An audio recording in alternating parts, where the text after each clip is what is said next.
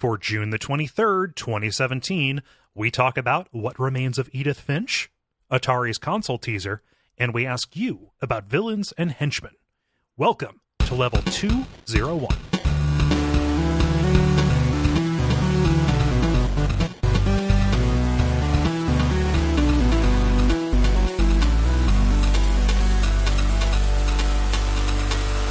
My name is Kole Ross. My name's David Meisman. I'm Jala Prendes. And I'm Ben Merkel. And you are listening to The Level. It's a podcast for people who love video games. Thank you so much for joining us in this post-E3 episode. Post that underwhelming E3 where here in the green room we were talking about how strange it is that the interesting things, a lot of the really cool stuff about E3 we didn't see until, the week after. So, goes to show... that was frustrating. Sorry, I'm not really putting words together correctly. No, we're here excited to do the show. Somebody help me here. What's going on? Yeah, Jala, help me.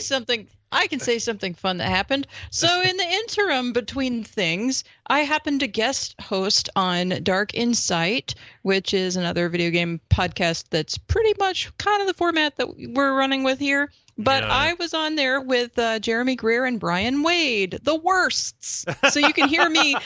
You can hear me with the worsts, and I give a lot of shit, particularly to Jeremy. So if you like that kind of thing, there's a lot of that. Plus, I go on a rant about a '90s toy because of a game that I was playing. So you should hear that. Wait a minute, is that the tease? Episode 65 of Dark Insight. Darkinsight.net. Go listen to that. You should listen to the show in general, but whatever. You can't just say a 90s toy. Are you talking about like a koosh ball, a Furby? Like a Bop It? Wait, is the 90s toy is the image for that particular episode. So you can go look at it and you will know what the toy is that I have a royal fit about. I got so mad. Let me see here. Number 65, the return of. No, the image for that episode is it's Monument Valley. Yeah, but there's also something in that image that is a 90s toy. Is it Pogs? No. I can't. I'm not even seeing an image. Yeah. That is okay. Is it? Okay. You just have to listen. Just be waiting with cap? Is it Gak? No. Is it Floam? Is it the Nerf secret shot? No. Is it that that Nickelodeon alarm clock that I had? Okay, now I'll have to talk about the game here just very, very briefly because I already talked about it there. But I played a game called Sky Dancer, and it made me think of the Sky Dancer's toy from the 90s. Yeah. Which made me so fucking mad. So if you want to hear me get really... those being dangerous only second to lawn darts. That too, but oh man, the Sky. Okay, I've seen these. I think, but my favorite one of these is a video. And they're in the image. I told you. I didn't see it. It's cut out. It's cut out on the image on the banner that they have on their site. Sorry, I need. You can't set up the mystery. I need to know. Yeah, no. My favorite appearance of a Sky Dancer, these little dancing firefly princess things, where you yank a ripcord and then it spins and flies directly up into the air. By which you mean directly up into a small person's face. Girl fires one off indoors and she's laughing and clapping, and then it flies directly into their fireplace where there is currently a fire. Yeah, it's pretty funny. Yeah. Well, what's also pretty funny is apparently, because I've had a few listeners of that show tell me their responses. Apparently, my rant about them was very funny. So that's a thing you can go listen to if you have extra time after listening to The Level, but only after. Yeah, only after. And that's not setting them up as some kind of dessert kind of thing, It's Not so much a dessert as much as a arch nemesis. You eat both. It's Nah, they cool. I like those guys. Oh man. I'm gonna be on a Brian Wade joint here coming up pretty soon as well. I know, man. What's up with that? Cross pollination. He's getting out there, you know. Right? Yeah, cool. They're coming after us. We need to discourage all this promiscuity. Yeah, why? Like, when did they decide that it was okay to like continue making shows, to start making shows? I don't. We should have done a lot more to get out in front of that, I think. So that's cool. I want to get into the show. I want to I want to go in and talk about stuff, not least of which because I actually have a little bit of a new game to talk about. Yeah, and we can talk about that other game that you've been waiting for me to talk about on the show, although I don't know how much you're going to like what I'm going to say, but that's okay. Oh, that's weird. But you've played that game so many times before. No. Well, anyway, we'll talk about it later when we. All right. Okay. Yeah. So we've got the usual kind of show for you: the brief, the multiplayer, and the grind. And we're going to get started with the brief, where we talk about things that are going on in the world of video games around us. Both Ben and Jala have the same story, and I have no idea what the hell is going on with this. So, Jala, summarize. So, Atari's working on a new console. Summary complete. So there is a teaser out for the Atari box, and people were wondering if it was a fake because it was dropped on YouTube, I want to say. But Atari's CEO said, "We're back in the hardware business" during an interview at E3. There's one of those E3 things that, we found out later. I didn't even know Atari was in the being a business. Well, yeah, I'll talk about that in a minute. But he declined to review any of the details about it. Basically said it's based on PC technology. Well, okay, no, what isn't anymore? And the design is some of them bits. The design is a work in progress, and it will be revealed later. But so about what you were talking about being a business question mark. They had filed for bankruptcy protection in 2013, but the current CEO bought the company and has turned it around by making mobile games and licensing its brand. Like, for example, the Atari name was licensed for use in the Blade Runner 2049 movie. Why would they do that to themselves again? I don't know, but that's what they did, and that's how they have come back to where they are right now, wherever that is, and they are making an Atari box, and that's it. Ben, did you have anything extra on top of that you got from your article? Okay. Just surprise. Yeah.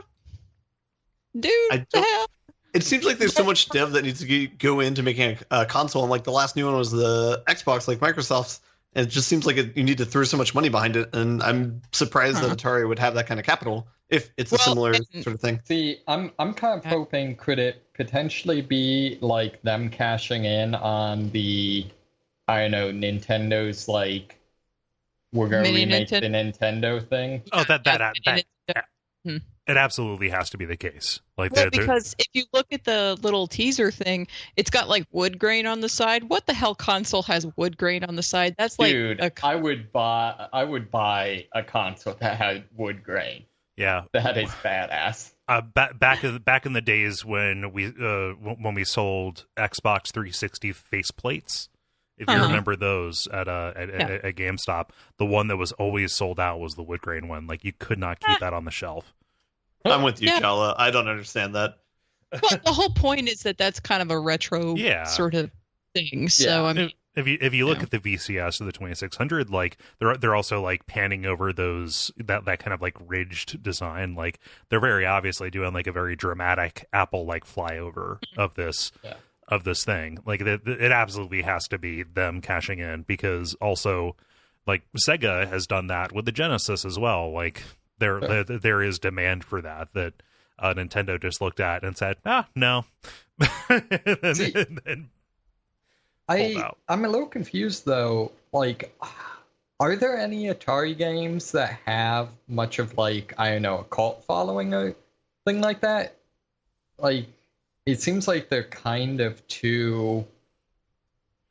I don't know. I feel like anything on Atari that is going to be like that is probably available for a TI-83. Can anyone name an Atari game, like in recent console history? Wait, a game that Atari developed or published? Yeah. I think the last one I knew was, I think it was either them or Midway did Gauntlet Legends. Midway being the other video game company that has mysteriously disappeared. Not so mysteriously. Like Midway dried up when I think Pinball went under. Not like when Pinball went under, but just when it was untenable to the concept of pinball. Yeah, and also like Mortal Kombat wasn't enough to save them. So like Midway was mostly an arcade kind of thing. Like that was actually a big deal because they were one of the only big devs in Chicago, actually. Yeah, no, like Atari. Weirdly enough, the last thing I remember them being attached to was a game called Demon's Stone, which was a Forgotten Realms beat 'em up for the PS2. But I'm positive they've worked on stuff since then. But like they're almost like a shell publisher, like a shell label. They were they were bought up by somebody else, and somebody else was using their licensing on different things. So I don't know, but yeah, to answer the question, I don't think that any single one Atari 2600 game has like as much clout. I think it's just in general aiming at people who played it and said, hey, remember the 70s, and then you can get this and play like an incredibly simplistic version of Pong on it if you want.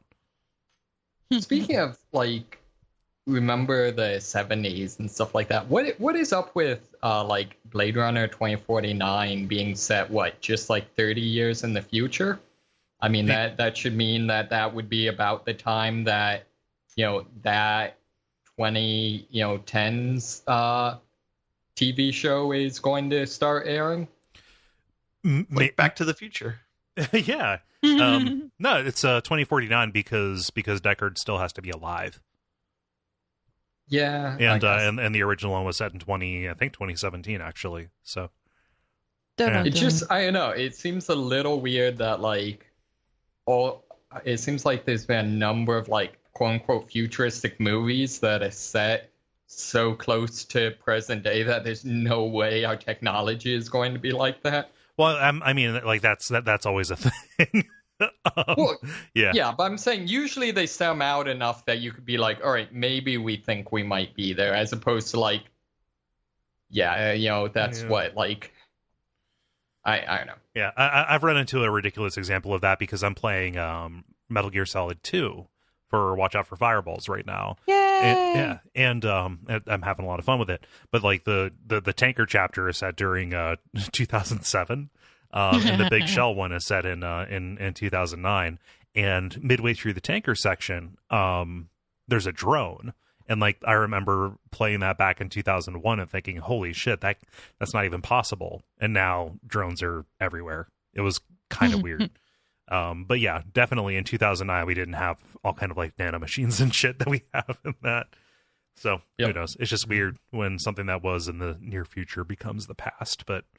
I don't know. I never planned on living this long. The ripe old age of 30. Yep.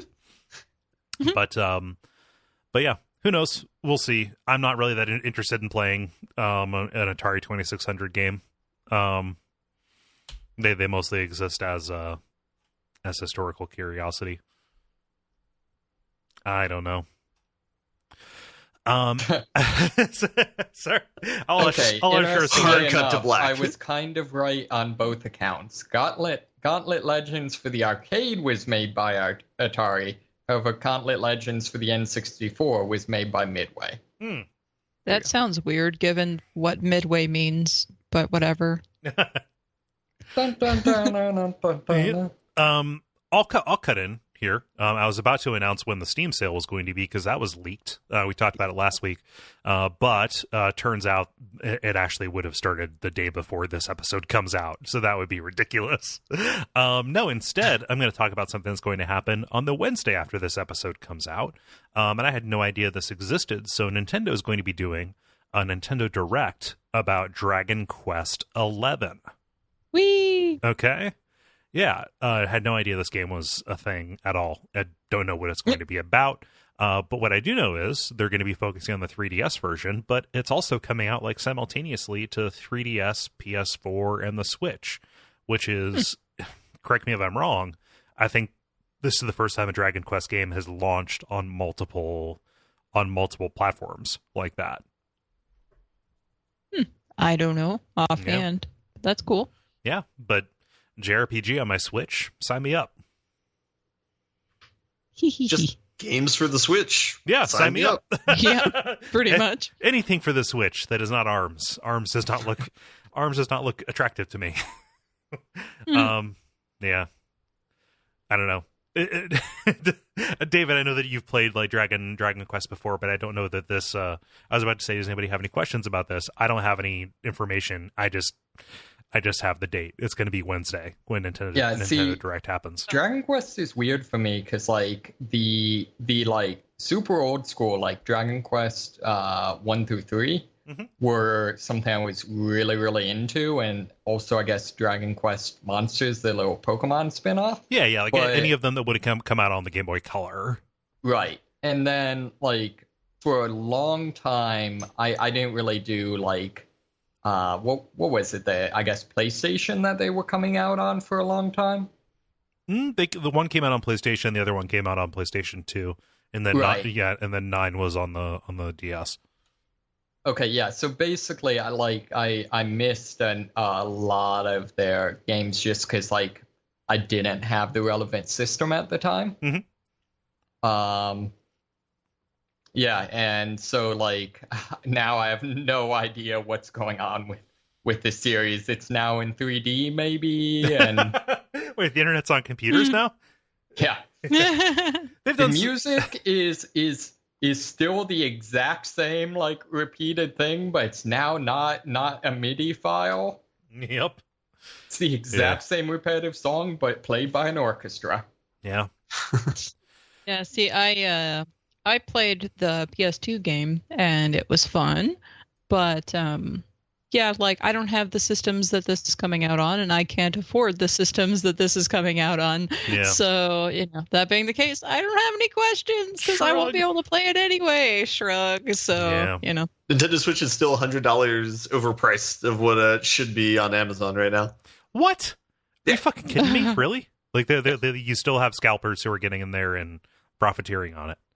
Well, it's just there's no like person to sell it. Like Amazon does not directly sell Nintendo Switches, so it's only third parties. Yeah. So, yeah. Well, that sucks. We are 3 months out of it. No. When did it come out? In March. It seems like it was not that long ago.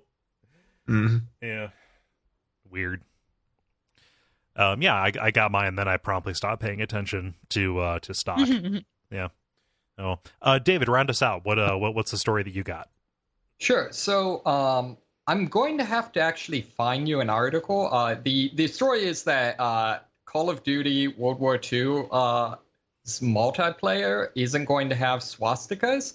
However, I do not want Google search algorithms to have loaded in for me swastikas. Okay. So I'm having trouble finding the article again. But yeah, so basically, came out that there's not going to be any swastikas. Also, you will be able to play. I guess you now can create and visually customize your character, so you can play as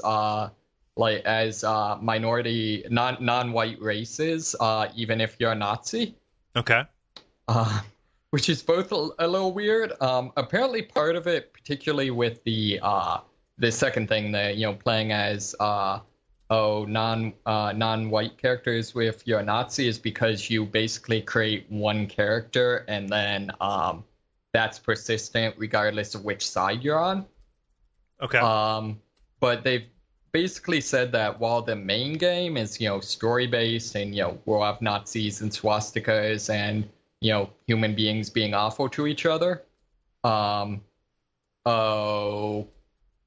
they felt that for multiplayer that would be I don't know, just not not appropriate, or could be I don't know the terminology, but yeah, you know what I mean. Just wasn't where they wanted to go with that. Yeah. So that could either be them saying like, hey, it's kind of fraught times for far right stuff happening, and we might just want to steer clear of that, not create something that regressive, ironic shitholes would get behind. See also what happened with For Honor and the Deus Vult thing. So there was there was that as well. Could also be that they just wanted to be able to sell this in as many territories as possible without needing to go in and redact it. True, although can like in say like Germany, is the big one. I know what that has an issue with that. Would they not have an issue with like the single player having those sorts of imagery? I have no idea. I know that at one point they made the I Have No Mouth and I Must Scream game unwinnable because they had to take out one of the chapters due to Nazi imagery and references. But I don't, that was 22 years ago, so I don't actually know what it's like now. It seemed like a better business move on their part. Yeah.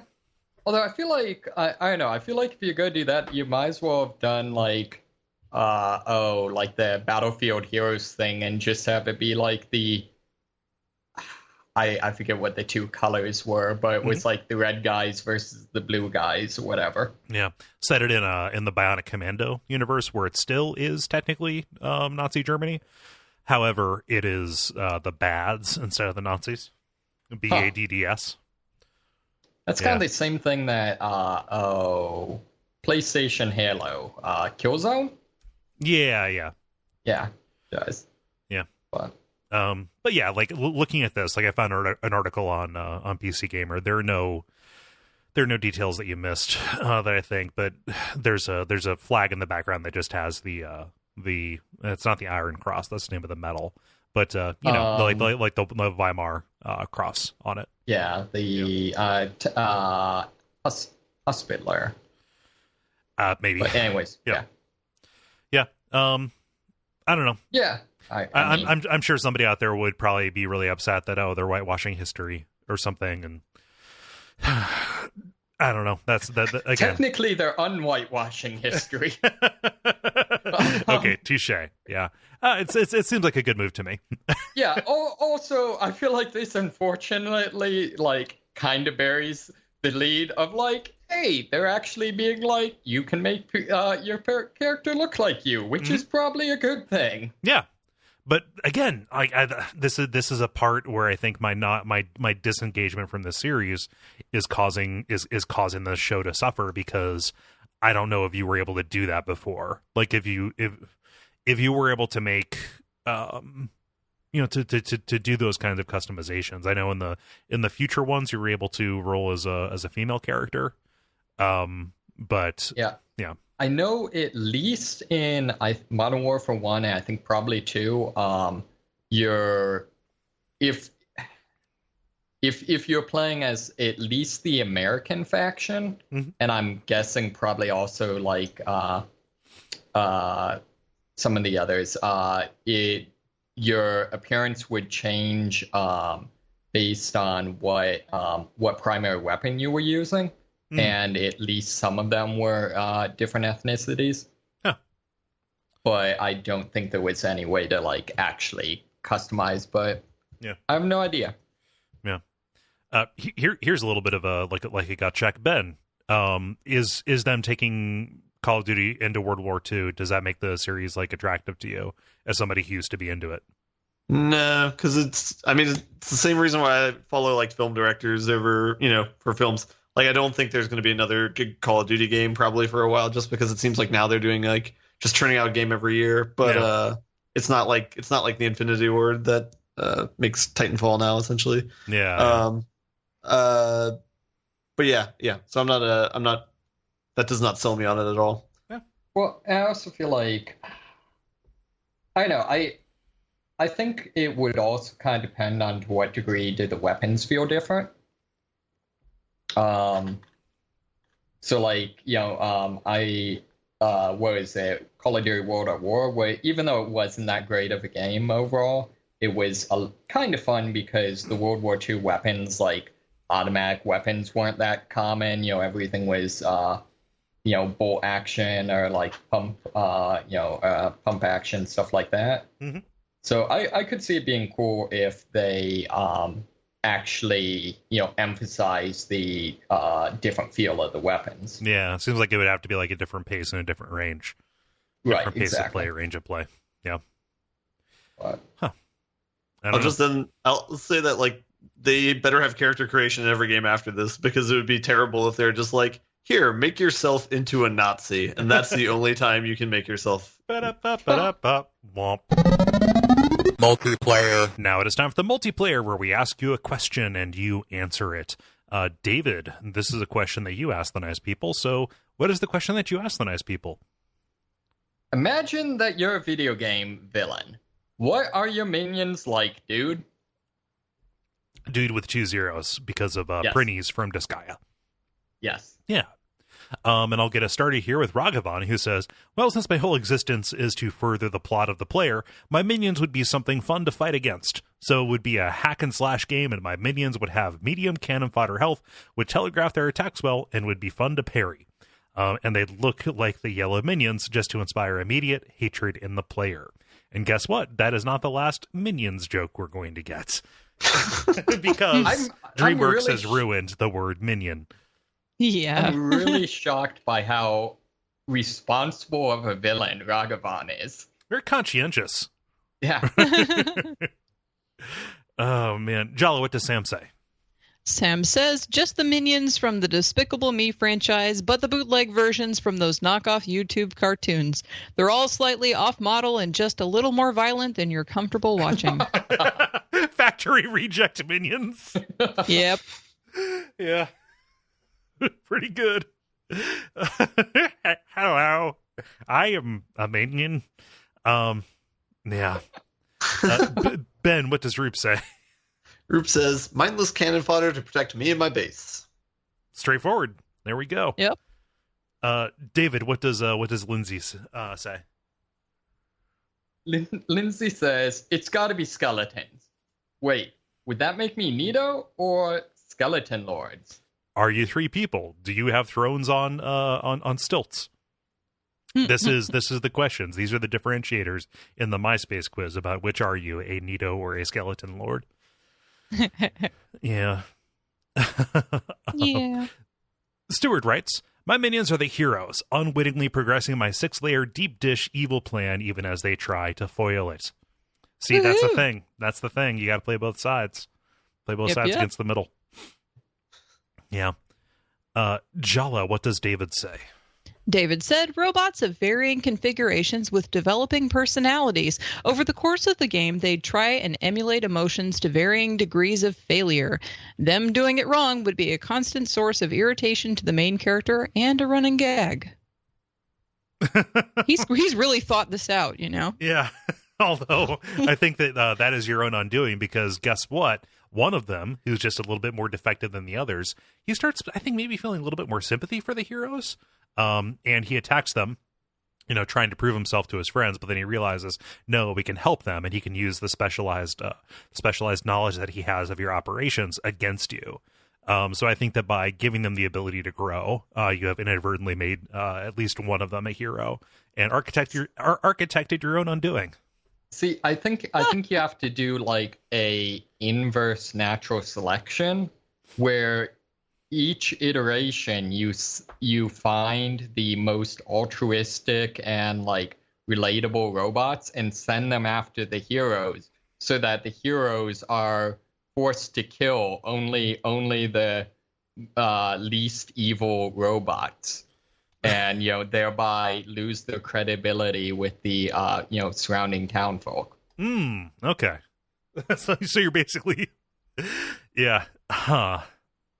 I don't know. Send them puppies to kill and then monsters to kill them. Yeah, all I can think of is you're just giving the heroes more allies, because then like that's what happened in The Force Awakens. God, why am I talking so much about goddamn Star Wars? It's the Brian Wade curse. Jesus, listening to that fucking audiobook. Ben, what does Thomas say? Thomas says, I'd be a villain with an ecological bent, thus vengeful pandas. You can't kill them, but they'll bring out your inner skeleton. I hate pandas so much.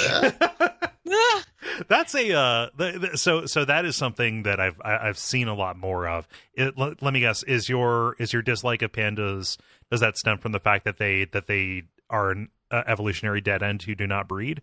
Yes. Okay, cool. That is the argument that I've seen. Yeah, the fact that, hey, you should probably blend in with your surroundings, which consists entirely of vertical green lines. I know, black and white. They're mean though. Pandas are meaner than you would think. But if you say, "Hey, I wish pandas didn't exist," guess what? Red pandas are gone. Ooh. Yeah. And also, apparently, the literal translation of panda is bear cat, and bear cats are awesome. Oh yeah. Let's see, Ben. That was you who did Thomas. So, David, what does Juan say? One says, sharks with frickin' laser beams. Or something so cute / derpy, you feel guilty slaughtering them. See, he understands. Because you're not even sure if they know where they are, so it encourages the player to speed past them. All the while, I have Wheatley-inspired rants berating the player for not engaging in combat / intricate placement of said minions. Hi, Tronbon. You've got an army of servbots. Yep, exactly. God, I need to go back. And it's been at least a year since I played The Misadventures of Tronbon. I have that on my Vita. It's just sitting there, but I have it. Me too. It's so easy to go back to. It's just a bunch of mini games. It's great. Yeah, I just remember feeling awful about taking out the giant robots in Mega Man Adventures, and then you could kill the servbots that were piloting them. Yeah, I don't think I felt horrible about that until I realized they gave experience. Yeah, you kick them around, and then they drop money. Okay, that's what was money. Yeah. John says, my minions would elicit the feeling of an airbrushed purple Bart Simpson dunking a basketball saying, "Cowabunga, dude!" Familiar yet unsettlingly wrong. Again, the factory defects. Yep. I just love the idea. Oh man, sometimes I guess there might be a Tumblr where you can find these, but just bootleg art that is often done on the sides of food trucks at fairs or at the side of carnival rides. Yeah. Mm-hmm. Big fan of that. Big fan of that phenomenon. Jala, what does Franz say? Franz says probably robots, dinosaurs, or octopuses, or robot dinosaur octopuses. Why not? Sure. Yeah. Ben, what does Michael say? Michael says, I imagine if I had a supervillain powers, it'd push me over the brink into insanity. My madness would provoke me into acts of destruction with heroes trying to put me down. My minions would be my friends, still loyal against their better judgment. This hyper-competent rogues gallery would fight against the good guys to keep me safe from them, and the world safe from me. He's another one who really thought that through. Yeah. Well, he's basically turning himself into Professor X and Logan. Yeah. So, can I step back to Franz real quick and point out that Count von Bellen would be an amazing name for an arch villain? Mm-hmm. It really would. Go back and check. See if you hold legal right over a county, Franz. It's more likely than you think. Hey, David, what's Nathan say? Nathan says bees. Yep. And then you responded with the Oprah video of her saying bees. Yes. Yeah. Then Nathan agreed. He's got a point, especially if you consider D&D rules. They have swarm types, so you can't attack them with normal weaponry. Yeah. No, I mean, it worked for the pain. Yeah, that's true. It did. Let's hear. Jonathan writes, my mind immediately went to Spec Ops. Walker and his two wacky minions shooting and blowing up Dubai. They took down a battalion. They're clearly effective and would follow me to the pits of doom. Dude, and you didn't beat that game, did you, man? Gotta love Spec Ops.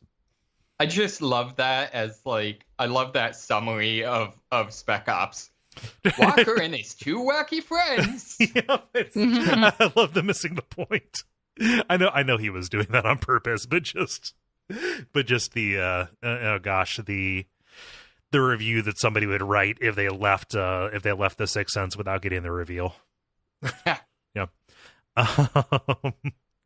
Let's see. That was me. Jala, what does Chris say? Chris says skeletons and sharks have already been mentioned, so I'm combining the two greats, skeleton sharks, and guess what?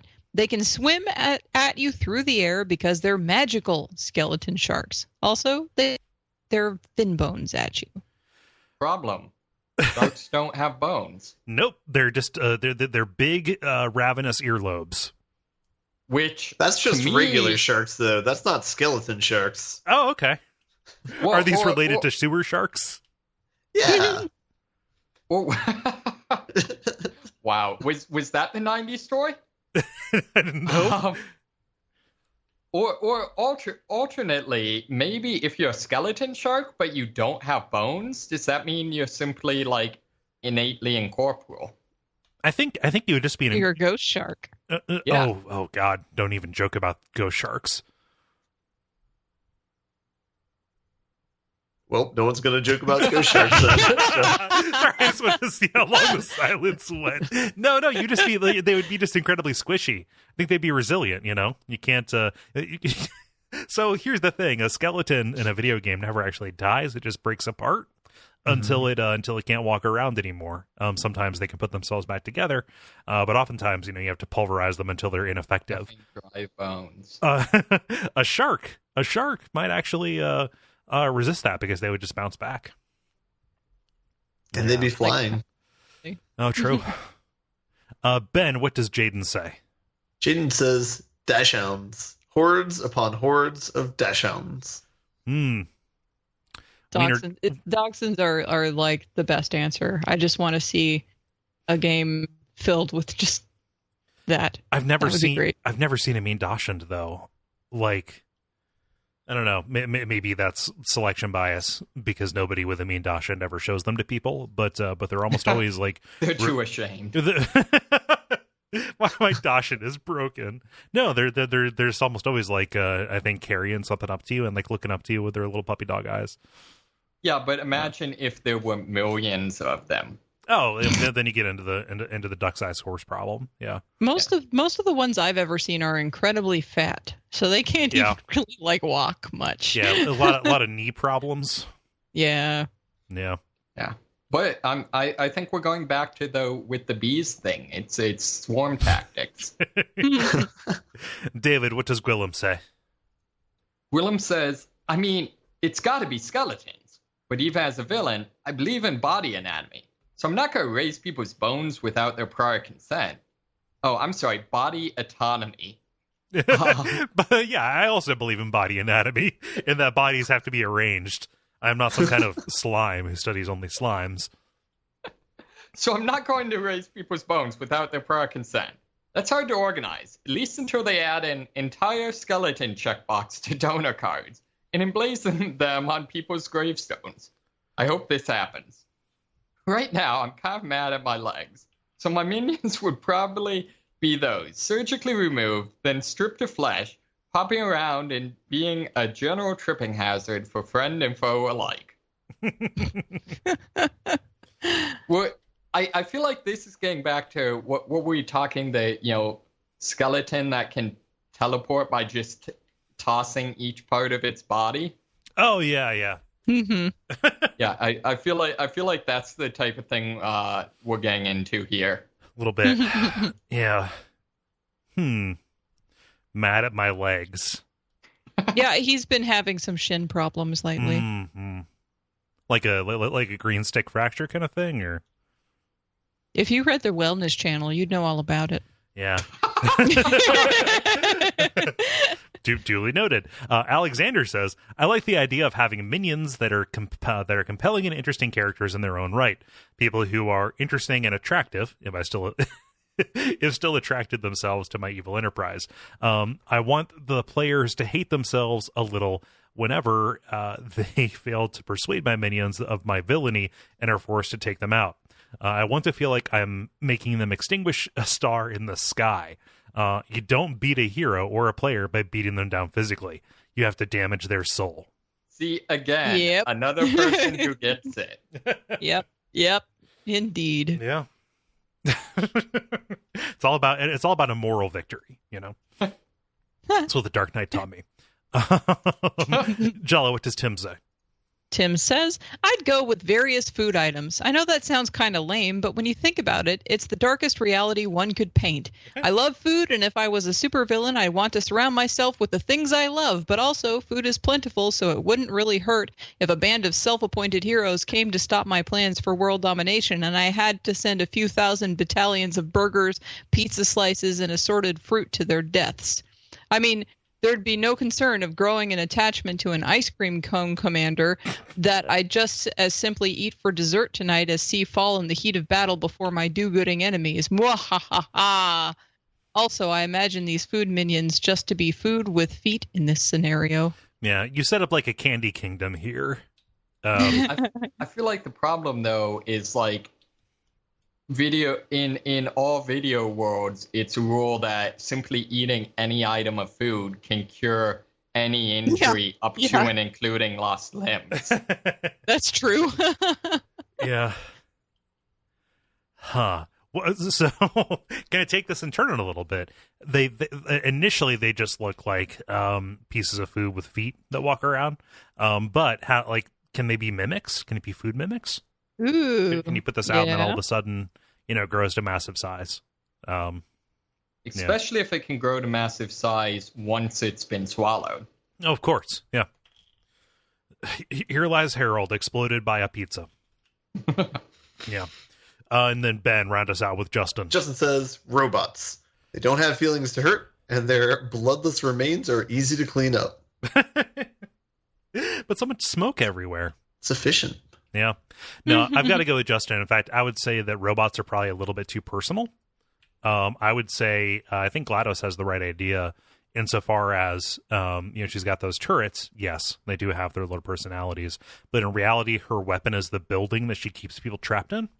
Yeah. I cannot see myself being a very expansionist villain, going out and doing an awful lot. I think I would be pretty content, to stay and use my vast resources and vent people out. So I would like to arrange the environment itself. You're gonna make a murder mansion? Yeah. So picture something between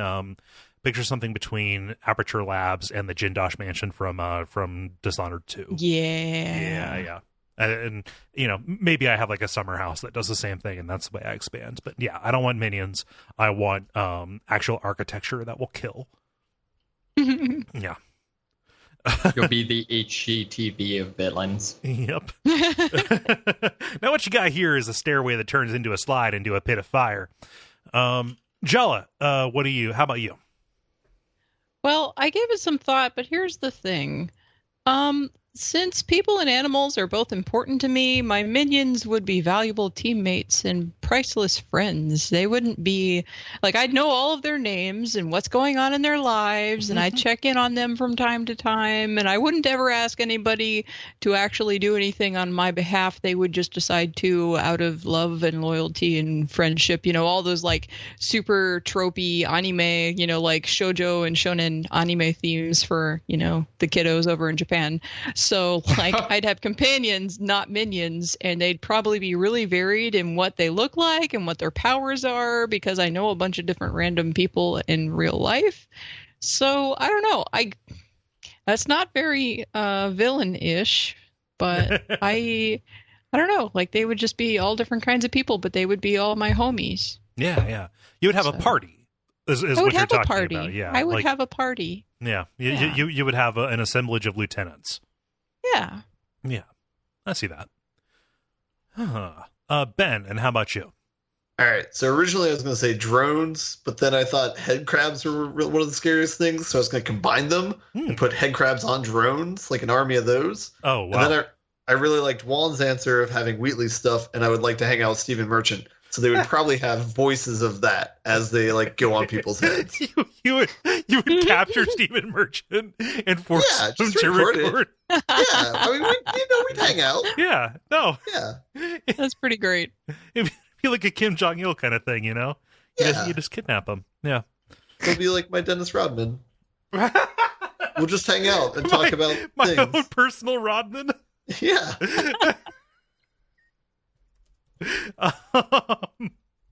And David.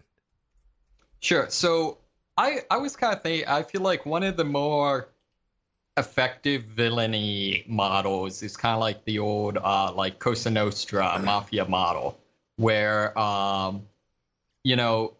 you expect the townsfolk that are under their domain that they have to pay their protection money, but you make sure you have your elite group of wise guys that make sure that as long as they do pay their protection money, there sure as hell better not be any crime on your turf.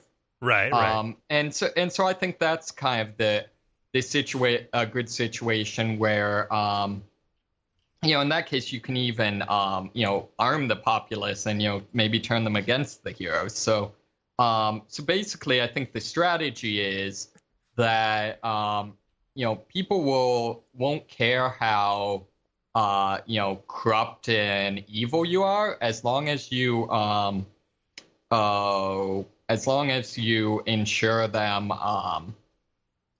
as long as you promise them security. Right. And then I realized that would just make me Donald Trump. So I think I was gonna say, you also just engineered the village from Resident Evil 4. Okay. Yeah. No, it was kind of sad. I'm like, I was like, wait, just replace like protection money with taxes, and that's actually kind of how the system works. But other than that, I think if I was going specific, I think I would want a army of house elves from Harry Potter. Yes. Just because I despise them, and so I would enjoy seeing them like head off to their slaughter. Jesus. Just don't have any socks around to throw at them. No, you put the socks at random parts around the house, like dangling over deadly traps, so that in order to lure the house elves to like jump to attempt to gain their freedom, only to realize that their entire life was a joke as they tumble helplessly into like the wood chipper or whatever. So it's not even directly stopping superheroes, it's just inadvertently stopping them by being in the way while you're just slaughtering a bunch of house elves. Yeah, but by choking all of the passageways and chutes in your lair with your So tell me why we had him go last. That's depressing.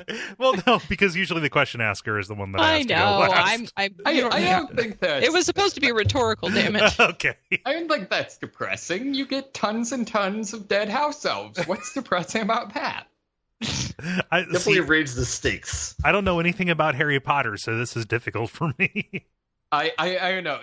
There's no rational reason. For some reason, they just really they are like the minions from Despicable Me. Yeah.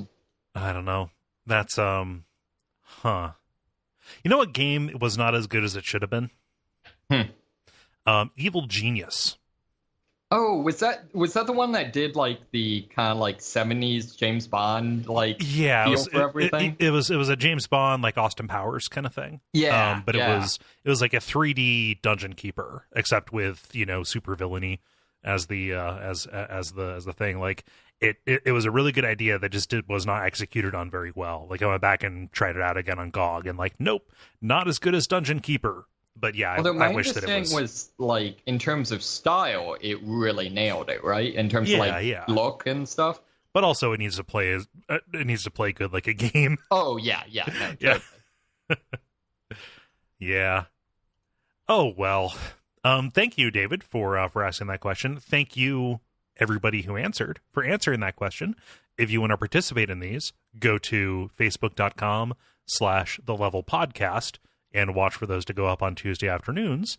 Thanks apparently to several people on the show who are not me. I was the one who posted it. Yes, there we go. Yes, Jala, you are the person who wardened this one through. Okay, there we go. The grind. Now it is time for the grind, where we talk about things that we have been playing over the past week or so. Do you guys mind if I go? Because I've got one. Go for it. I wanted you to go first, so go. Objection! So I haven't played very much of this, but I think I played enough to give a little bit of a little bit of an impression on it. I played the first, let's say, section or so of What Remains of Edith Finch. I've heard of this. Yeah, so this is a game that is by Annapurna. They're an indie studio who, prior to this, did The Unfinished Swan. That's it. Yeah. Yeah.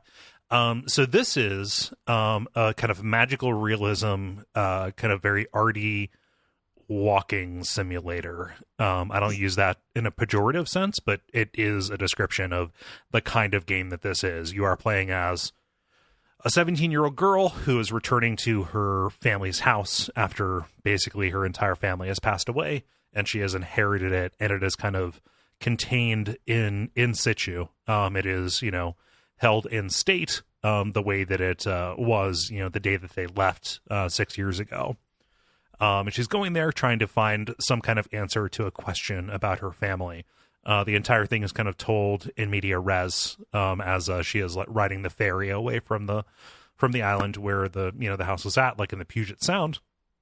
So again, like every indie game, it has to take place in the Pacific Northwest. So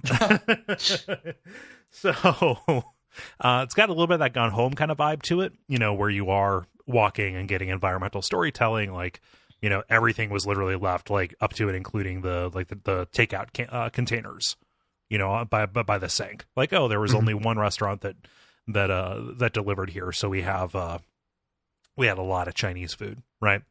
And what you're primarily getting a lot of the time is first person narration of ostensibly somebody who is recording their thoughts, but it's actually like what is being written down in the diary, like describing all of this. This is something that I don't actually really care for, because while the narration is good and fine and it pops up on things that are like points of interest that will draw you to them, the actual narration itself is presented in voice and in text that appears in the world itself as like a 3D object. So like as you're walking up to the garage, there will be text that appears in front of the garage door that says, "Oh, I heard a noise coming from over here."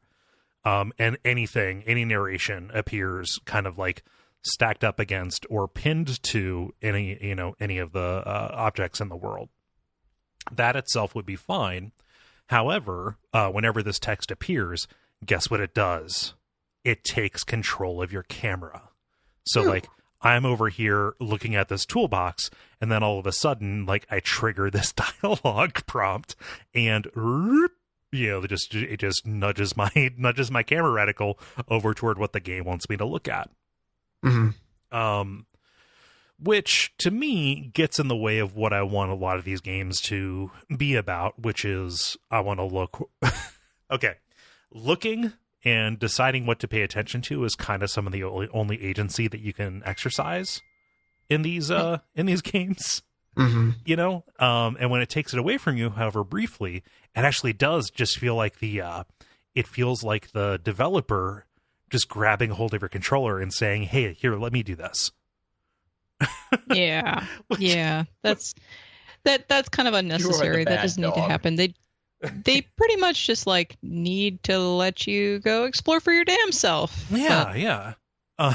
So like that's kind of a bummer. And it's a bummer on top of like this other thing that I otherwise really enjoy. Like, that it's this really kind of eccentric kind of mansion. Like the entire conceit is that at some point in the family's history, the great grandmother, Edith Sr., started going around. So your main character's mom sealed up the doors of everybody's room after they passed away. Like basically anybody anybody who was dead in the family, they didn't repurpose those rooms. They just like sealed it up. And when you walk around, you can see like, oh, like it's been sealed up with that foam, like the good stuff, right? But the great grandmother is gone and actually like drilled holes like to peep through. And so this is a person, you're playing as a person who the majority of their house they can never go into because, you know, their family is just incredibly unfortunate.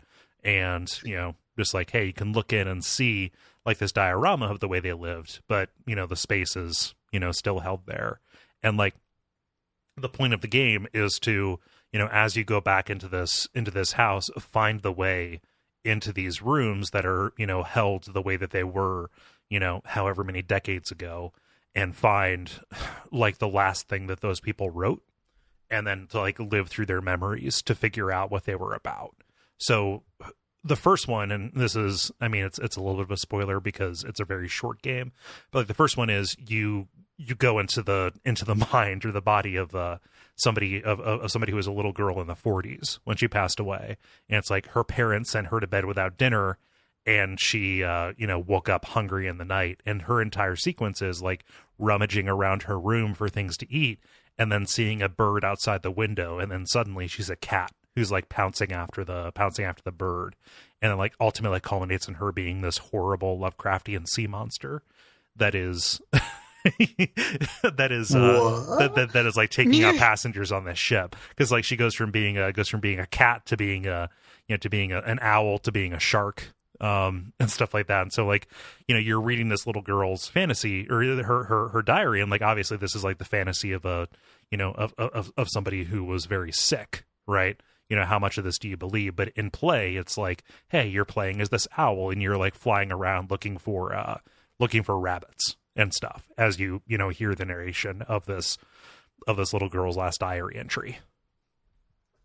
Huh. Yeah, it's like you see a little bit of the circumstance of her death, because like one of the things that you eat is a holly berry, you know, that is around there because she died around Christmas time. Okay. Yeah, so like when I say it's magical realism, it's because of that. Like, hey, this is a very quirky kind of house, but also like you are, you know, jumping into the bodies and minds of people, you know, of your family member right before they died. And I assume there's like some kind of like overarching mystery to this. See, I feel like this is one of those games that could have entirely been avoided with some counseling any time along the line. Yep. Like maybe once the grandma like boards up the third room, maybe that's time to have an intervention. But nope, they just and like when you look at it from the outside, you can see how they were like kind of Winchester mystery housing it a little bit. Sure. By building new rooms on as they used up all the old ones. Huh. So yeah, like it's a really interesting premise, and I'm going to see it through to the end because How Long to Beat says that it's a 2-hour game. I played like a half hour of it today because I decided it had been way too long since I actually played something new for the show. But yeah, like that whole, hey, we're going to grab your camera to make you look at our at our typography, at our diegetic typography, is like, it would be a deal breaker if I was less patient. You know, just because that seems to run counter to like every instinct that I have when a game gives me an environment this rich, you know?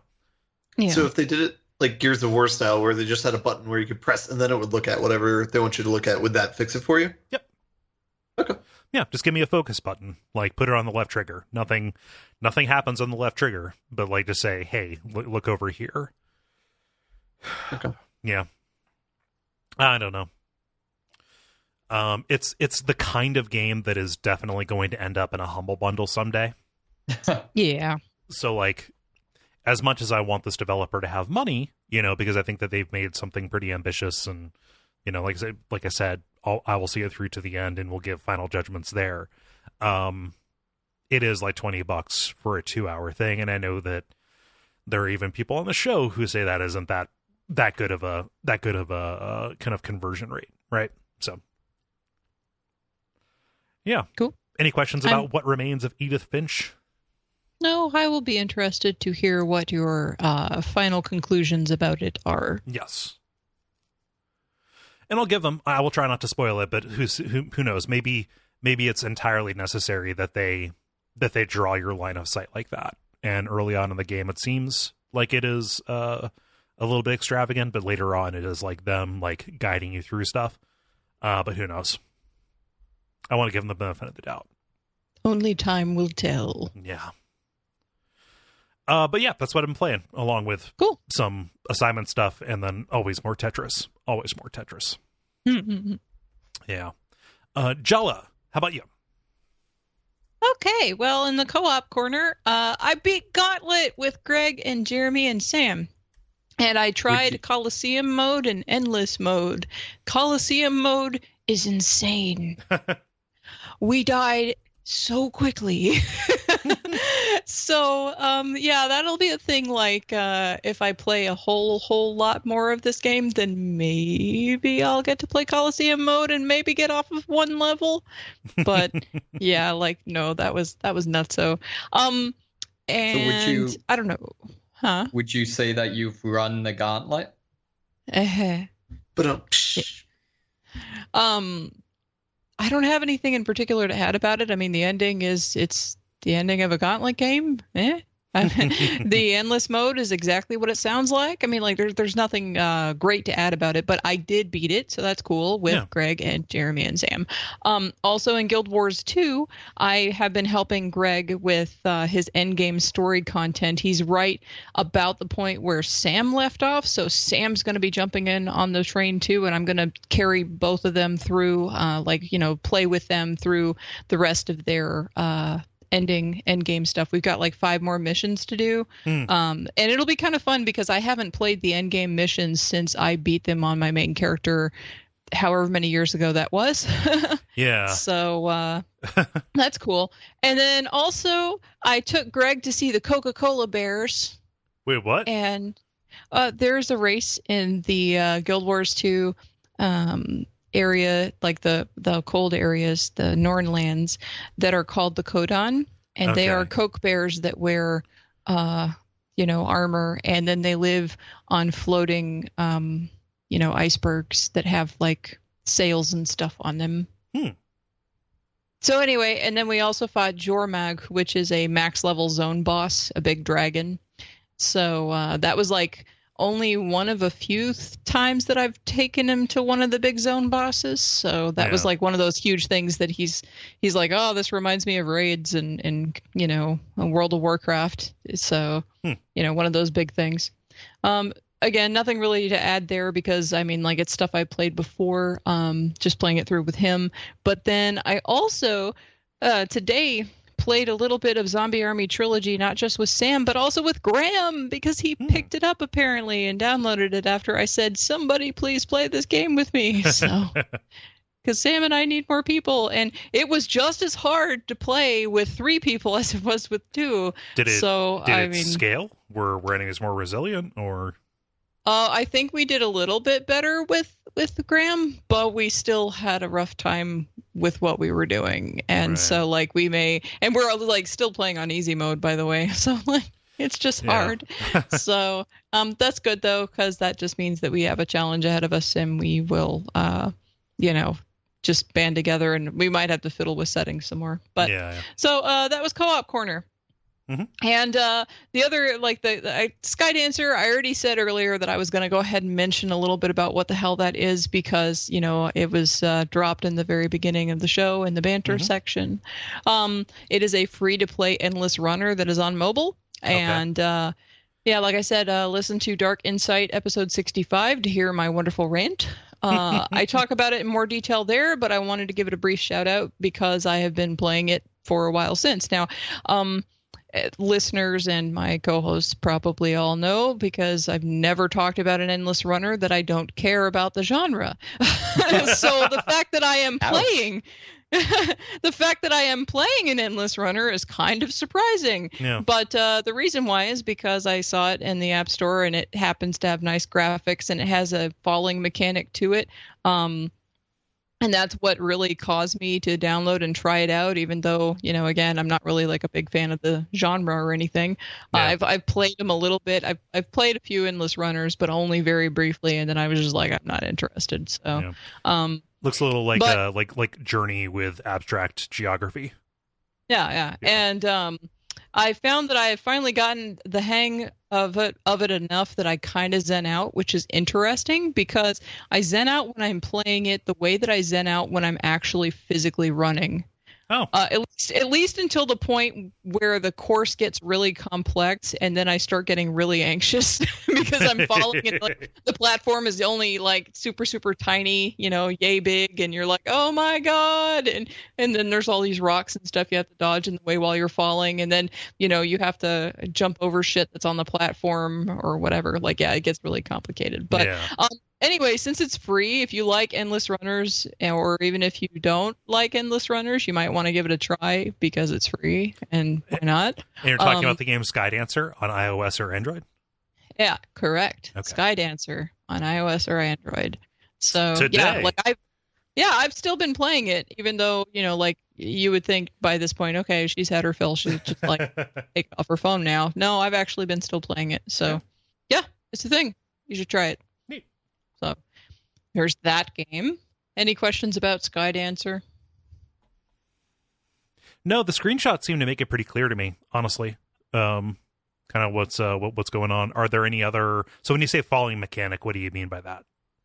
You jump off of platforms and you fall onto other platforms that are below you, and the whole game, like you are constantly running, but you have to jump and move, like adjust your characters falling or running or whatever around all the obstacles. And the platforms have sand falls that come, have sand that obscure your vision right in front of you. And that's really bad, like when you are at the end of the platform and you're trying to jump and you can't see what's ahead of you until you're mid-fall, and then you're like, where's the platform? Yeah. That kind of a thing. So, they have different things. There's like rocks and stuff that are in the pathway, and like there's coins to collect and whatnot. But when you fall, you just straight up, you jump off of platforms. You are suspended in a sky with a horizon off in the distance, and as you play, the sun rises and sets, and the moon comes out, and all different kinds of stuff. Yeah. But yeah, like this is a world composed of nothing but floating platforms, and so you have to constantly fall down, and there is no end to them. So that actually sounds kind of horrifying. Yeah, it is. When you start getting pretty far into it, then like at least for me, I start getting really tense, and I find myself like leaning in a lot because I'm like, I gotta see where oh my god, like because you're falling, and like you're in this kind of zen state where you're just like endlessly running, and you can't stop moving to like assess what's going on. So when they put a bunch of stuff below you, and there's all these different obstacles that you have to navigate through. And so, like sometimes when you're navigating through all these floating rocks and whatever that are in the way, you can't see where the platform is, and you have to adjust pretty quickly. Like you have to have a quick reaction time to adjust to find, the platform. So right. It can be kind of, nerve-wracking a little bit when you get to the higher parts. At the beginning, it's pretty cool though. Like, relaxing, that kind of thing. Yeah. But the graphics on it look really awesome. Yep.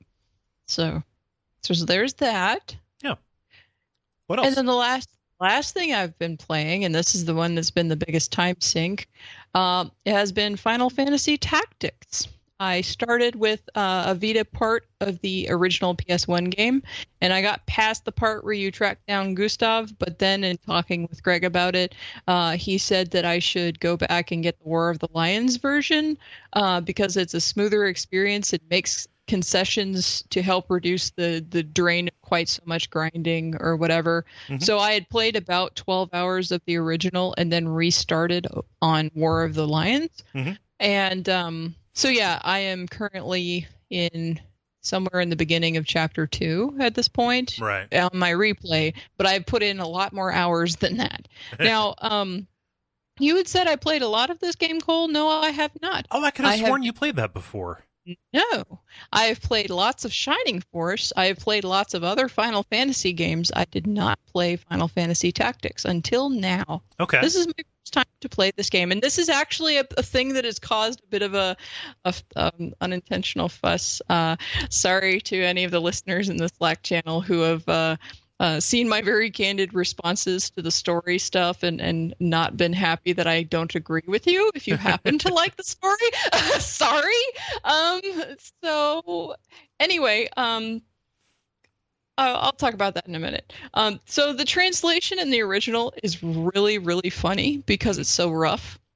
So playing War of the Lions and seeing it frou-frued up constantly makes me laugh to the point that like when Aljust or Argath or however you want to say his name, when he kept on going, churl, churl, churl, I was just like, Neil churl. It reminded me of the Dremora lords from Oblivion. And so I literally went and found that sound on YouTube and then made it my new text noise, and it scared my mom because I had my phone on like with the sound on, and then I just set it down when I was in the kitchen cooking, and then my mom was in there talking to me, and all of a sudden, Neil churl. Here's a demon. So anyway, that was that's a complete side note, but that's like as a response, as a result of this game. So anyway, what happened at the very beginning of this game is that I had a lot of compare and contrast for me personally anyway, with Shining Force, because my very first RPG of any sort that I've ever played in my life was Shining. Well, I mean, like video game wise, is Shining Force. Mm-hmm. So I hadn't played Final Fantasy Tactics at all until now, but I had played that. So I'd watched somebody else when the game was new playing it, but it was so heavy on the micromanaging that like sitting in the menus and jacking around with it, I was just not interested in it at that time when it first came out.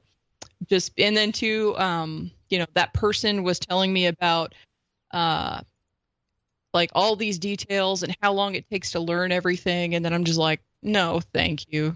I don't want to have to do work. That sounds like work. I have a lot going on because I at the time, bear in mind that like, at least at the time that I was watching this played and talking to somebody about it, I was in college full time and working full time. Yeah. And also I had a relationship, and I still went out with friends. I'm like, I ain't got the time for this shit. Like if it, no. So anyway, Shining Force doesn't have anywhere near the number of moving parts that Final Fantasy Tactics does. And the story of the first two games, at least anyway, are very, very simple, like ridiculously simple. However, what that means is that it plays a lot faster and it doesn't require any grinding to get through it. I mean, there's a point in the later part of the first game where they toss literal level 1 people at you and there's a difficulty spike, but like you can get past all of that and you don't have to level up those level 1 people if you don't want to. So it's by choice if you want to do any grinding in Shining Force. And again, like because it goes so fast, it's a lot easier to play and replay, at least until you know enough about Final Fantasy Tactics that you know everything, what the job tree looks like and all of that crap. I actually had to have, I believe it was Michael Pren, dropped a diagram of what the job tree was, because I'm like, wait, what do I unlock? What do I do to unlock that? Because somebody would be talking about, one of these jobs or another, and I'm like, what? Like how do I get that one? When do I need to get rid of this archer? What do I unlock if I keep it? And so, no, there's no shame in that. Like that's how I play any of those games, is with a printout of the job chart, because it's just you want to know what you're working toward, because the entire joy of that game, aside from the battles, which I think are fun, is designing your party and working toward the next thing. And so like I can appreciate the complexity, but what that complexity means is that the front part of the game for a new player like me is an absolute goddamn slog filled with fiddly bits that you're trying to sort out. So when I first picked up this game, the PS1 version, I'm like, what in the fuck is happening? Oh my god, it seemed to take forever to get through anything. Mm-hmm. And basically you have practically no options at the start, but then all at once it's kind of like job explosion, and then all this stuff opens up, and then suddenly there's a bunch of options dumped on you, and the game is kind of like waving at you and saying, have fun in those menus, lol. Later. Yeah. Fucking game. Anyway, so the biggest issue that I had when I first played the PS1 version was mostly that I was really bored repeating the battles over and over again, mostly because I didn't know what I was doing, so I didn't change anybody's job right away. I'm like, oh, okay, well, that's cool. I'm going to still stay on this job for a while. So I rolled up to Dorter and got killed a couple of times before I opted to go, okay, well, I've got to grind up and change some people's jobs, and then they've got to gain some levels with these jobs, and so there was backtracking involved in that. And of course, when I did my second run through of that exact same part in War of the Lions, and I already knew what I needed to do with that, then it wasn't so hard. But it also took people in the level chat on Slack telling me pick up JP boost and move +1 ASAP and all this other stuff. Like I didn't know any of that, and there's no way I would have known that except through bitter experience or somebody else telling me. So welcome to JRPGs. Well, not every JRPG is that fucking irritating and nitpicky. So I mean, like the grindy, yes. JRPGs are usually grindy, but all this nitpicky whatever, like no, not to this degree. So no, that's specific to this game. So yeah, for the people who love this game, again, I'm sorry, I do not have the history that you guys do. And so like you guys replays and your memories of it are not the same as like my fresh eyes at my age of going on 35 years old and dealing with this game. So yeah. No, that's perfectly reasonable. What unacceptable. Yeah, no. There's a person can like what they like, and a person cannot like what they don't like. Oh, good. Yeah, well, I didn't actually talk about the things that really got me mad, though. We're getting warmed up. All right, good. Oh yeah, I just got warmed up. Now, here's the thing. I'm not mad at the mechanics. I don't mind the menus. I don't like the general opacity of having, how it is to just like the big giant learning curve to try to understand what is going on in this game. But once you get it, it's fine. Then you're like, okay, I can take joy in all of these little nitpicky details, but like until that point, it is a pain in the ass. The analogy I was going to make, and this is the most tiresome fucking thing that I could possibly say at this point, is there are a number of games that you just have to like, part of their life cycle is that you have to reject them. Right. Yeah. Like that happened to me with Dark Souls, and this is even worse than me saying like, oh, just like put about 20 hours into it and it becomes it becomes the game everybody raves about. No, like I had the exact same experience that you did, playing it and like saying like, whoa, this is different than I expected. Back when I was like really, really into JRPGs. And now Tactics is one of my favorite games ever, and that was like a slow process of coming to it. But like, not everybody has room for that. So like, this can just lay dormant in your in your spinal column for years. Yeah. Well, it's kind of like Digimon Card Battle. That game took me forever to get into, but when I got into it and I learned what was going on in that game, then I really liked it. But is it a game that anybody can just pick up and play? Hell no.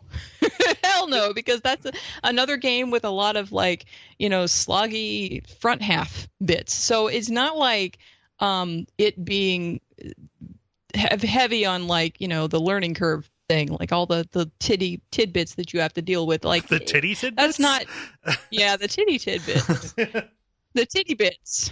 Oh, that's not a title. No. Too late. Already wrote it down. God damn it. So, yeah. Anyway, whether or not something is approachable and whether or not something is worthwhile are two different things. Would be my response to that. That I wasn't disagreeing with that. Stop yelling at me. So we disagreeing on whether or not titty bits are worthwhile? I would say titty bits are always worthwhile, but No. But anyway, like we're very uncomfortable. I was asking Jala not to yell at me. Continue. Yeah. Yeah, yelling. I'm so violent. Okay, they're not a table, Kole. So, yeah, the mechanics are not like anything that I have an issue with. It just took me a long damn time, and I had to replay. And honestly, I'm glad I ended up having to replay it because otherwise, it would have the taste of how that started would have stuck in my mouth a lot longer than like how it is having replayed it clean. Yeah. Anyway, so the story at the end of chapter 2. Or chapter 1, sorry. Chapter 1, Ramza goes with Delita to save his sister, and then literally mid-battle, Ramza's like, "Oh, you're hurt. Let me help you." And Delita's like, "You next, bitch." And I'm like, what? What is this bullshit? This is bullshit. I was like, and I seriously, I dropped it into the level Slack, and I think I upset a couple of people because I was just like, I'm sorry. He was just being emo and having like this misdirected anger for like, just because nobles, but dude, Delita's an ambitious son of a bitch. You a dumb motherfucker. That's what you are. Oh my god, I was so mad. Anyway, multiple people tried to explain to me how Delita's reaction and his decision and all that, is it's understandable or whatever. And I'm just like, no, it just comes across really, really lame. They're arguing with context from the end of the game. Like, yeah, the thing. Like, I don't know anything is to come, and like having come up to this point, I'm like, okay, whatever. And part of the thing too is that like I don't know how the story is going to fall with me overall, because from everything I am told, it's mostly about classism, class warfare, evil religion, whatever. Okay, evil religion. I'm accustomed to hearing a lot of that, but the class warfare thing. Here's the thing, I am hence the incomprehensible class system. No, I am extremely irritated by arrogance in general. So arrogance is a driving plot point in any form, including classism, is double irritating. So depending upon how it's presented, I may like it, I may not like it. I mean, like, so the class warfare thing is not like it is less that, and it is more about, can a person who is not of noble blood rise to the throne, which is what Delita's whole deal is, and looking at the repercussions of that for the people around it, in terms of the like the broader kind of social structure of Ivalice, and like what is the church's interference in this, and what is the actual like driving force behind the church itself. It is not. It is very much not like, I'm rich and you're poor and that's bad. Well, I'm poor and you're rich and I don't want you to be rich and blah. It's like it's really not that. It is more about blood as opposed to means. All right. Well, so far in the game, thus far, yes, it's been about the whole blood thing, but like more than that, it's just damn whiny and it's making me mad. So like at this point, I am just like not on board with the story. That doesn't mean that I'm not going to play it, and that doesn't mean that it won't turn around for me possibly. But at this point in time, with only the knowledge that I have to this point, it's stupid. Well, it's like not the whole story. Not the whole story. No. Delita. It's stupid. Yeah. Smack him. You're not supposed to like him. Okay, good. Yeah. Well, I don't. Yeah. It worked. Yeah. Here's my question, because like I love the battles. I love the grid based, turn based. Like everything has like a weight attached to it. For like different like how long different actions take. So like I think the battle system in that game is kind of par excellence. Like what do you think of like the moment to moment, like actually like moving your dudes around and facing them and setting them up for criticals and stuff? This feels like playing Shining Force. Okay. Like, I played Shining Force first, so that's what I compare it to, Like, again, I no flames, man. Like, I don't know. Like, I played a Shining Force before, so I played a game that is similar in some ways, although simpler. Yeah. So, like it feels like that, but with more strings attached to it. Yeah. So, like it plays fine. I don't have a problem, with how it plays at all. Like I wouldn't have bought another version of it to start over again if I didn't have some faith in this game, or if I didn't like this game as it has been presented thus far. Yeah. But, I can dislike certain parts of it temporarily or permanently and still enjoy the game, So even if I never get on board with a story, that doesn't necessarily mean I'm not going to enjoy the game. And even if I do, then great. This might be one of my favorite games too one day. I don't know. Yeah. I haven't gotten there.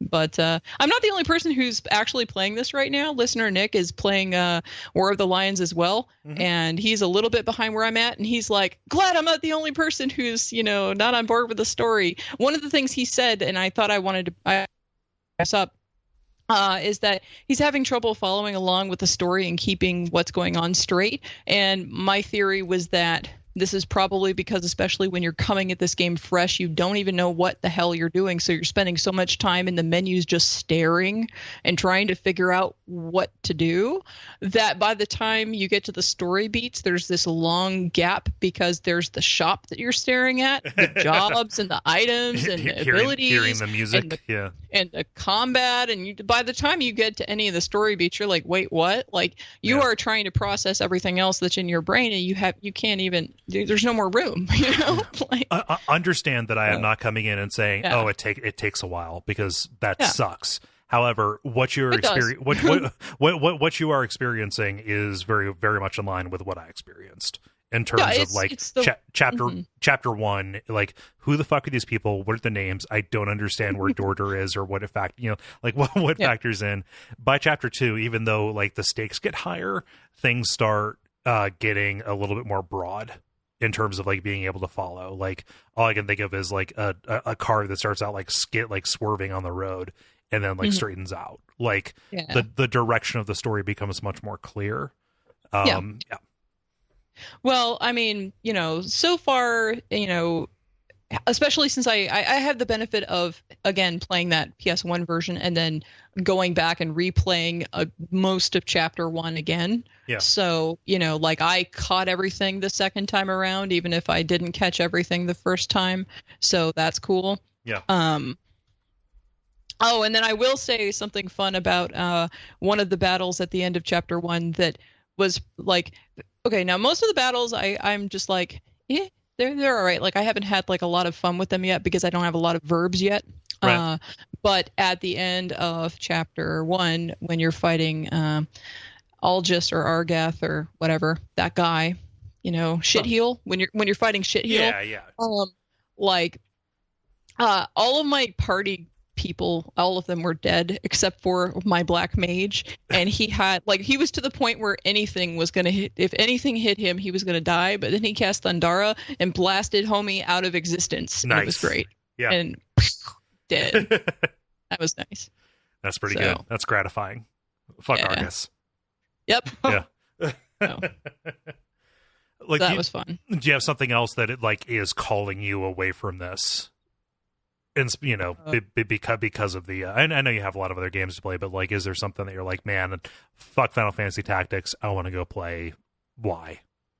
No, not in particular. Although I will say, and this will probably amuse everybody, or at least the people who are kind of like, damn it, Jala, why don't you like Shin Megami Tensei games? I actually kind of was thinking about going back to Persona 4 and trying to see if I could tolerate some of the grinding so I could get past the part that I'm stuck on. But I know if I do that, I'm going to stop playing Tactics. And I'm not ready to like drop the game. I only played the first chapter of it so far. So, I don't want to do that yet. But like, that may be a thing where I loop back around if I'm not completely like fried on RPGs. Although I kind of found out I totally go by genres. Like my main game that I play, for a while I was in an action kick, and then I was in Vizinobs, and now I'm in RPG land. You know, like I don't know.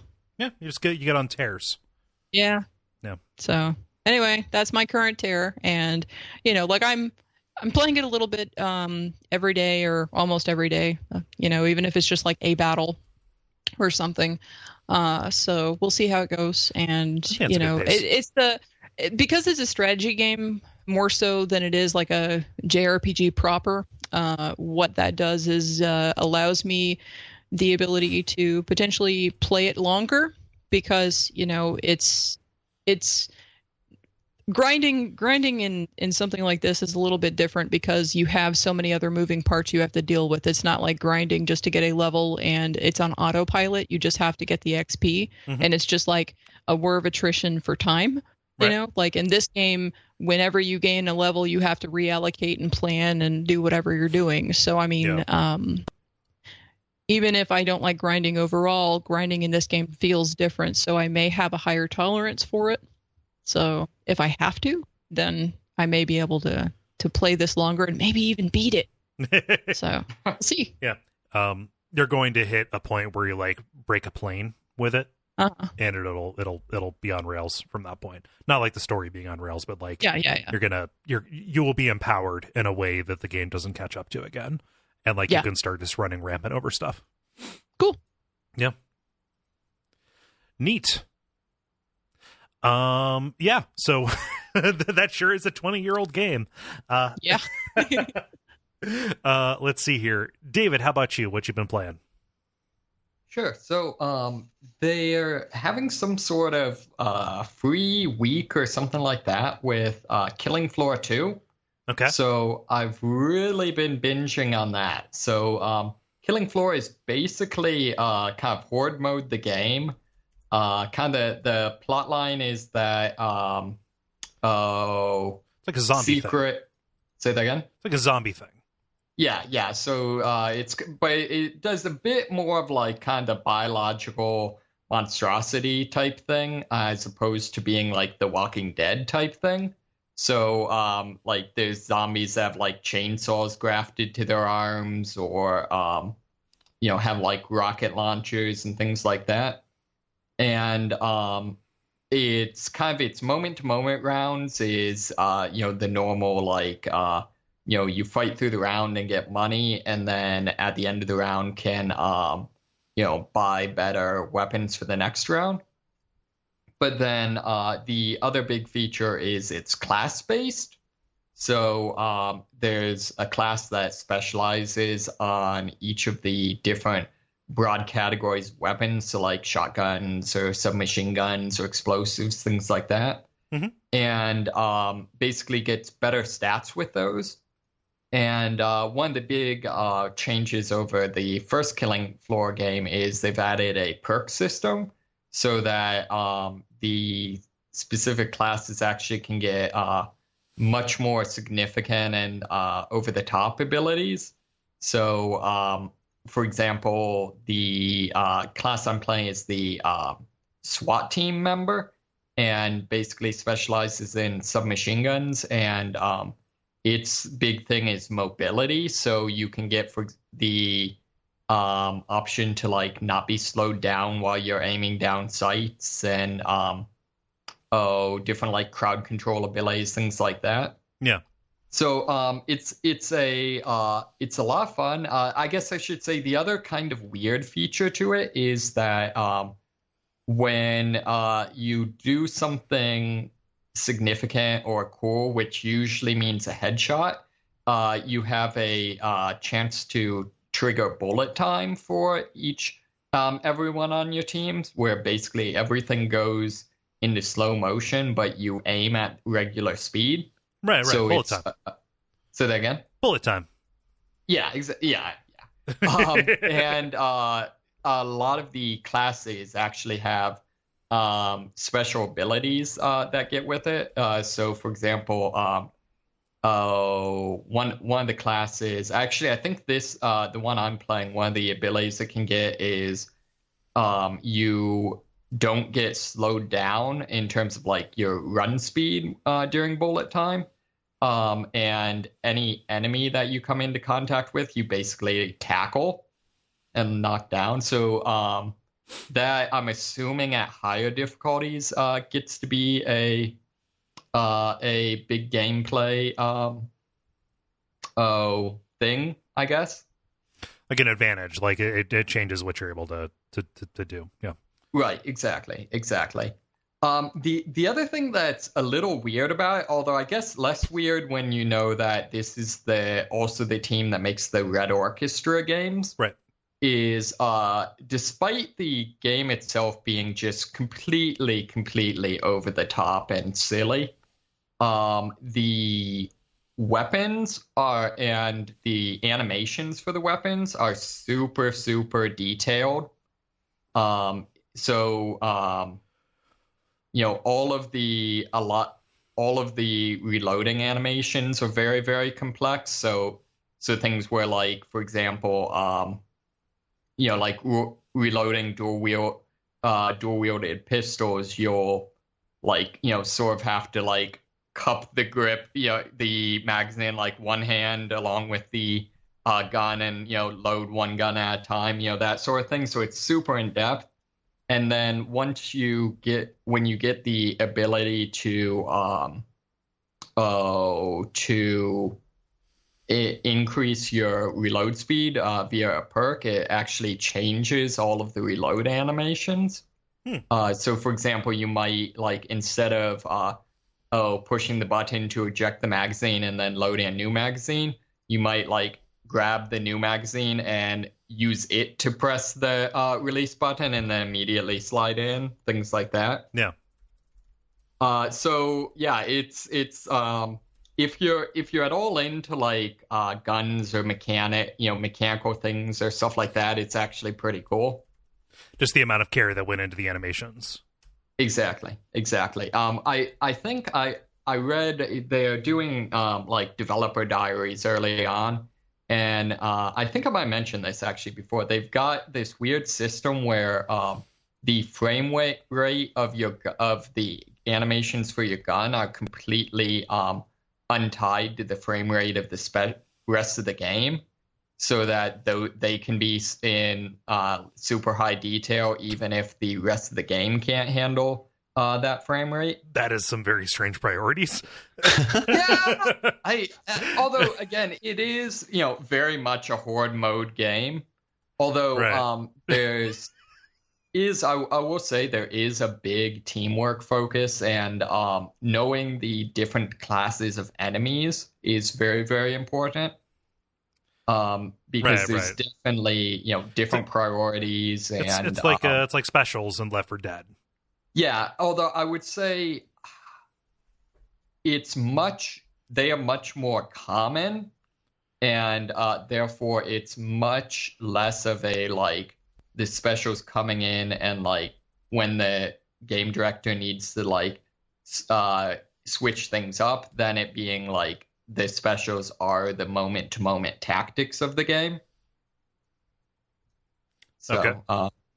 Yeah, so it's a lot of fun. The only downside is I'm playing on my Mac, which doesn't quite meet system specs. So there's a lot of like weird graphic hiccups. But not with the guns. Right, of course. I mean, we have to keep track of what matters here. Exactly. Priorities, man. Yeah. But yeah, it does affect actual gameplay too much. So. Are you just playing this with puppies, or are you playing it with people from the community? Yeah, just pickup games right now. It's kind of weird because almost always I think every game I've played, I've made it to the end of the level or the rounds, but then the final bosses are just incredibly difficult. So I'd say like at most a 50% success rate with the actual bosses. Yeah. So, but Yeah, Cool. it's pretty cool. Cool. Anything else? No, I think that's about it. I've kind of been binging on that this time around. Cool. Ben, round us out here. You picked a weak finisher this week. Oh, I've been playing Rocket League. I'm playing a little bit of Friday the 13th, but that's about it. I know. Friday the 13th got a new patch today, but I have not played that yet. And basically the patch was mostly like bug fixes and not much else. They added like more death animations, that sort of thing. So, Oh boy. Again, priorities. yeah. The Jason death animations are on their own separate loop as well. So no matter what's going on in the background, that's always up to date. That's great. Any cool stories from Friday the 13th? Any close calls? Any rises to victory from the jaws of defeat? No, not really. I mean, it's stayed pretty consistent with how it was last week. There's still like the meta where people are role playing. There's people are getting much better at organizing with one another. There's one game where they're trying to kill Jason. I was Jason.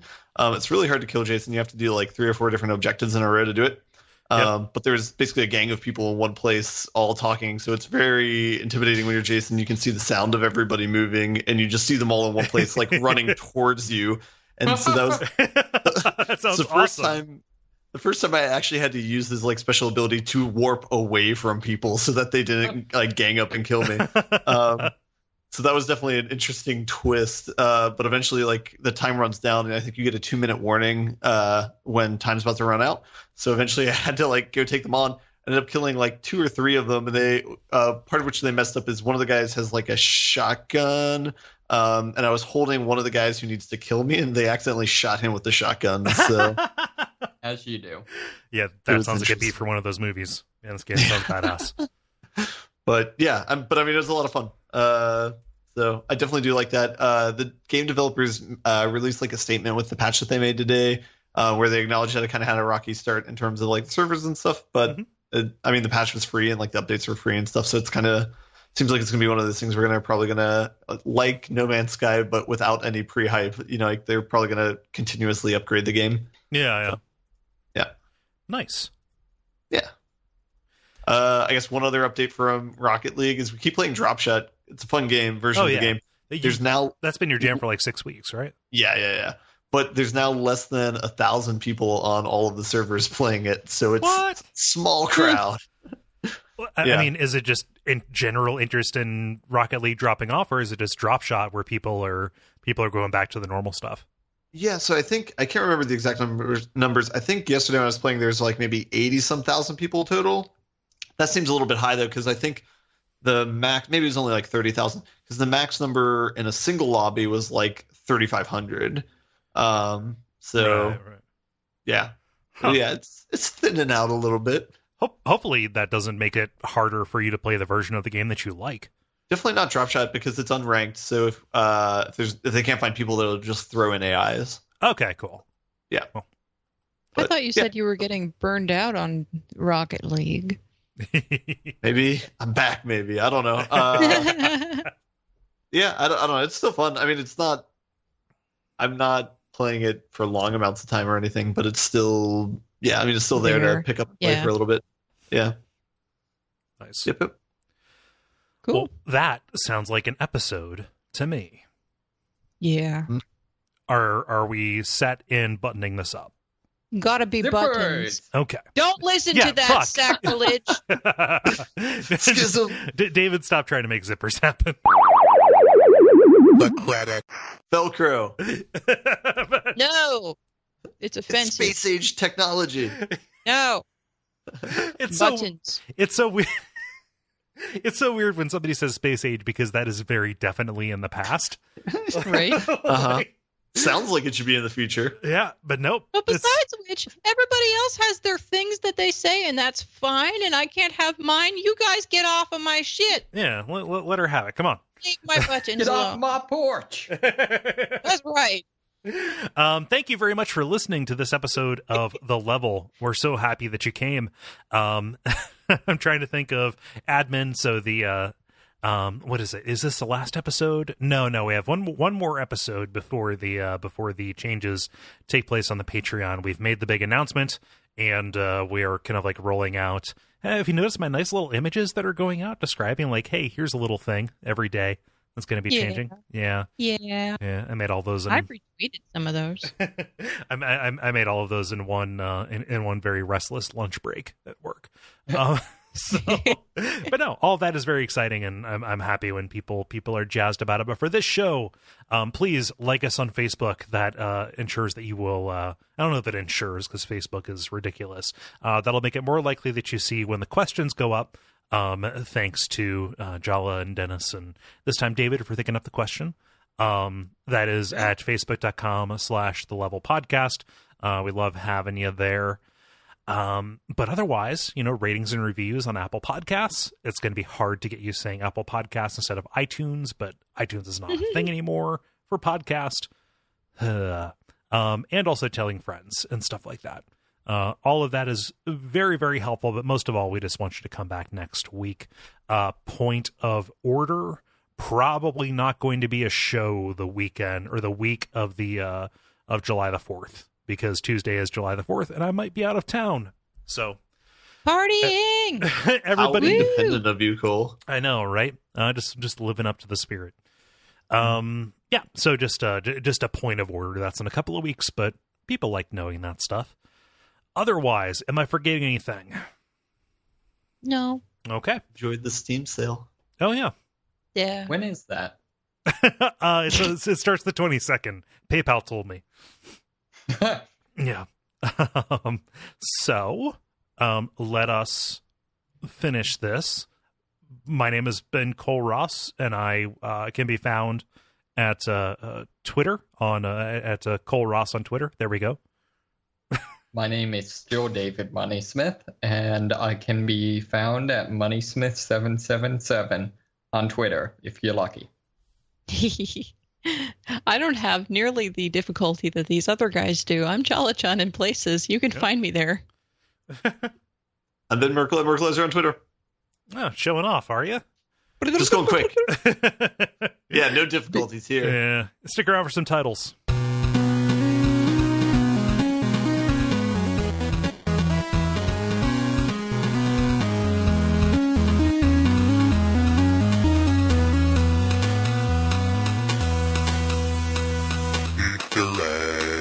I like to imagine that PayPal actually just decided when they wanted the Steam sale to happen because they needed more income. This is when it will be convenient for me. December of 2015? They've done it for a handful of years. Yeah. Yeah. So I wonder why Steam isn't just like, hey, stop doing that. Hey. Dicks.